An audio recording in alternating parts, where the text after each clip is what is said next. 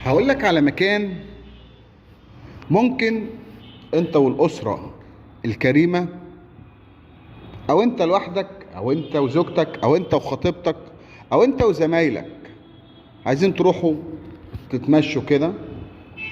والمكان اللي هقول لك عليه ده حضرتك تقريبا كل يوم بتعدي عليه، وكلنا بنعدي على المكان ده بشكل دائم.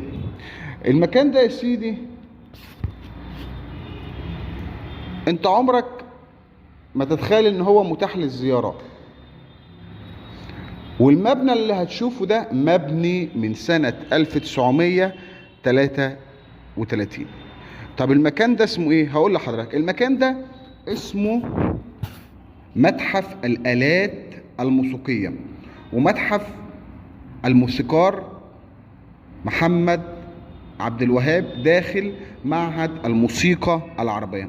المتحف مقسوم إلى أكتر من قاعة، واحدة منهم قاعة الذكريات، ودي بقى فيها المتعلقات والغرفة الكاملة بتاعة الفنان عبد الوهاب ولبسه. وكمان في جناح بيبين فيه نشأته وطفولته. أما الجزء المتبقي للمتحف هو خاص طبعا بتطوير الآلات الموسيقية،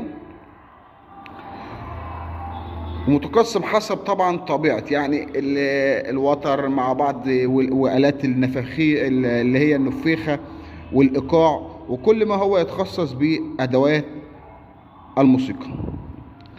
طبعا في جنبيهم جهاز صوت اللي بيطلع منهم يعني الصوت بيبقى عامل ازاي والكلام ده.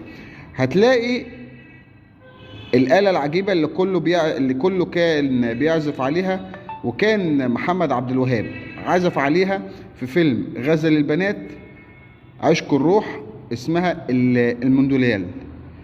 طب المكان ده فين؟ المكان ده يا سيدي في شارع رمسيس ناحية دار القضاء العالي، يعني هو في شارع رمسيس بالظبط. وهتلاقيه بقى يعني اتجاه الإسعاف كده. سعر التذكرة ب20 جنيه. روح واتفرج، يمكن تستفاد.